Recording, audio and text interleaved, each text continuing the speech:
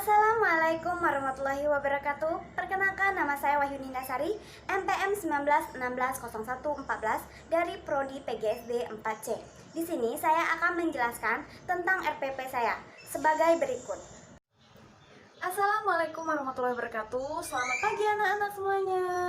Baiklah, sebelum kita mengawali kegiatan pada pagi hari ini, silakan ketua kelas untuk maju memimpin berdoa. Berdoa dimulai. Berdoa selesai. Ya, baiklah anak-anak, kita sudah selesai berdoa. Mari kita menyanyikan lagu nasional. Kita menyanyikan lagu Garuda Pancasila. Garuda Pancasila, akulah pendukungmu, patriot proklamasi, sedia berkorban untukmu. Pancasila dasar negara, rakyat adil makmur sentosa, pribadi bangsaku. Ayo maju, maju, ayo maju, maju, ayo maju, maju. Nah, setelah kita bernyanyi, siapa yang hadir pada pagi hari ini? Yang tidak hadir siapa? Alhamdulillah hadir semua ya anak-anak. Jadi pada pagi hari ini kita akan mempelajari tentang penulisan huruf kapital dan tanda baca. Penulisan huruf dibagi menjadi 5. Yang pertama, huruf kapital digunakan sebagai huruf pertama pada awal kalimat. Contohnya,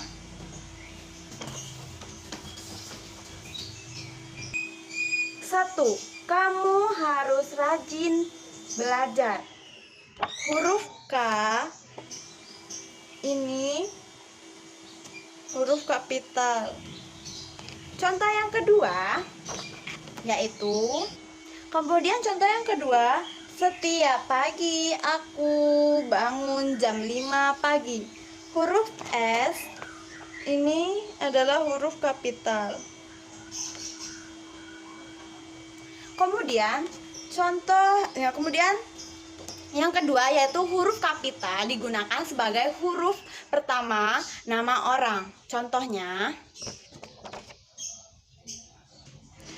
sebagai berikut. Wahyuni Indahsari. W ini huruf kapital, Indah ini huruf kapital, dan S ini huruf kapital. Ini nama orang, nama orang ini harus menggunakan huruf kapital di setiap nama pertama, nama orang pertama.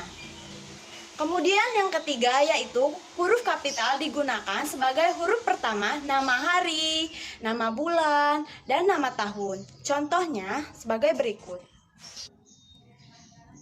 Hari Jumat, J-nya ini huruf kapital. Hari Maret, huruf M-nya itu huruf kapital. Tahun Hijriah, ini huruf kapital, hanya huruf kapital.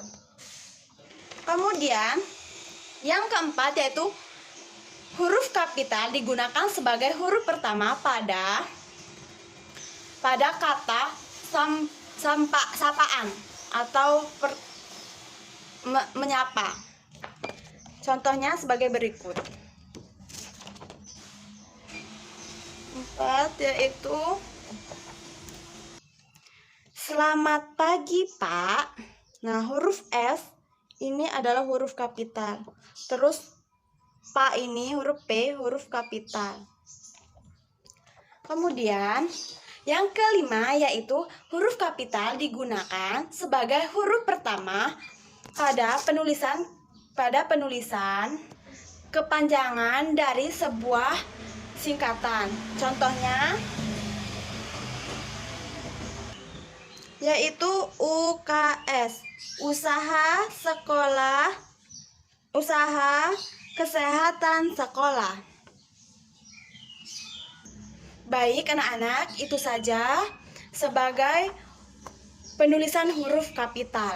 Kemudian kita masuk sebagai yang B, yaitu penulisan macam-macam tanda baca. Baiklah anak-anak, tanda baca adalah tanda yang dipakai dalam sistem ejaan.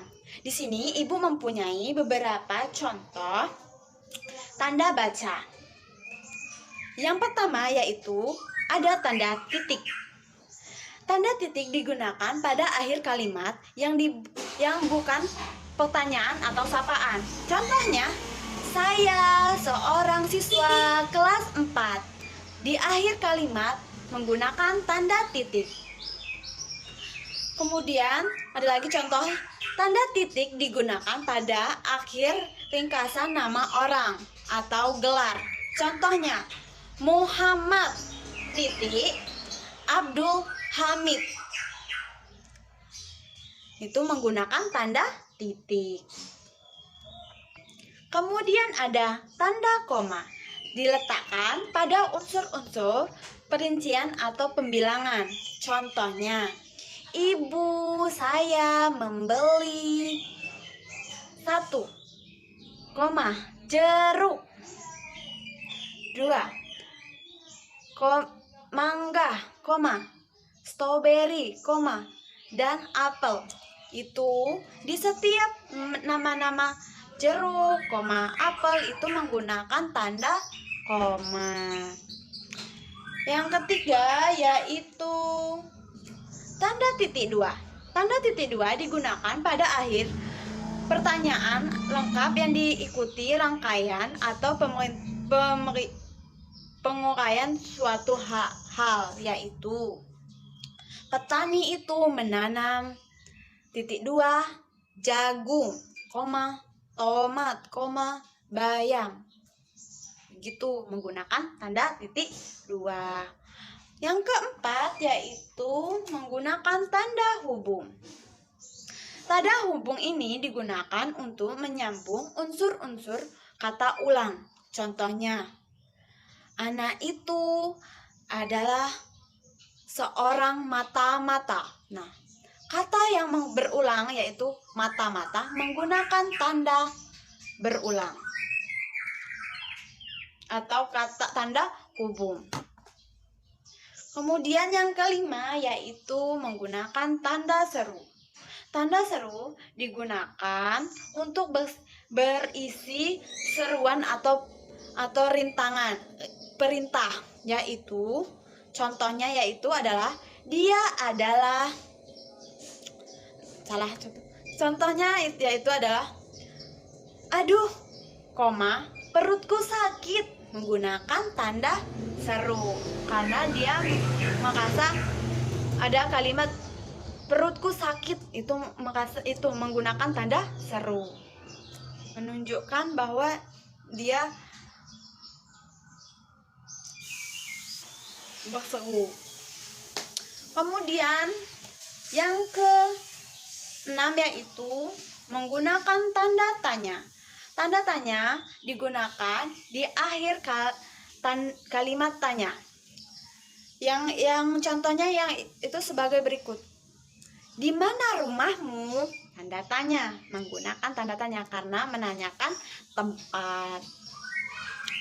Kemudian yang ketujuh ada tanda kurung. Tanda kurung digunakan untuk mengaitkan keterangan tambahan. Contohnya, SIM singkatannya dalam kurung surat izin pengemudi, menggunakan tanda kurung. Yang ke-8 yaitu tanda petik. Tanda petik digunakan untuk menulis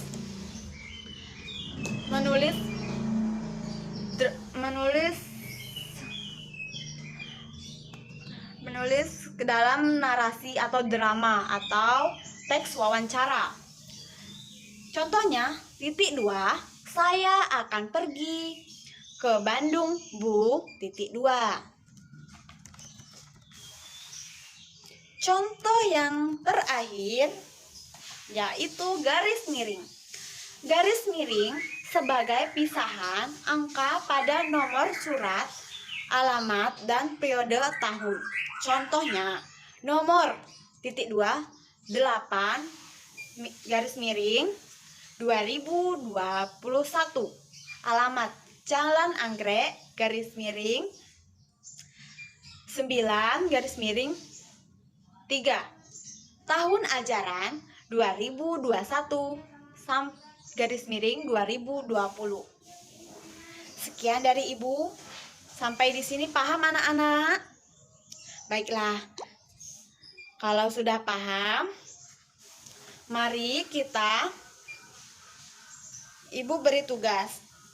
Anak-anak harus mengerjakan dengan individu. Ibu beri tugas ya. Beri tugas apa yang kalian ketahui, yang kalian dengar, apa yang diungkapkan Ibu, atau yang dibahas pada hari ini. Kalian merangkum sendiri apa yang kalian ketahui tentang pembelajaran pada siang hari ini. Baiklah anak-anak, kalau sudah siap, mari kita ulas kembali atau kita merangkum apa saja pembahasan kita pada pembelajaran hari ini. Jadi anak-anak harus menggunakan tanda baca dan penulisan huruf kapital dengan benar. Karena itu sangat penting untuk ke jenjang berikutnya, kelas 6, kelas 5, 6 dan selanjutnya. Seperti menulis surat, pidato, puisi, drama, itu semua menggunakan tanda baca dan penulisan huruf kapital dengan benar. Sekian. Sudah paham anak-anak? Nah, setelah itu, baiklah. Semoga pembelajaran pada hari ini bermanfaat untuk kita semua. Baiklah. Karena hari ini sudah mulai, jamnya sudah habis, mari kita akhiri pembelajaran ini dengan penutup, yaitu berdoa.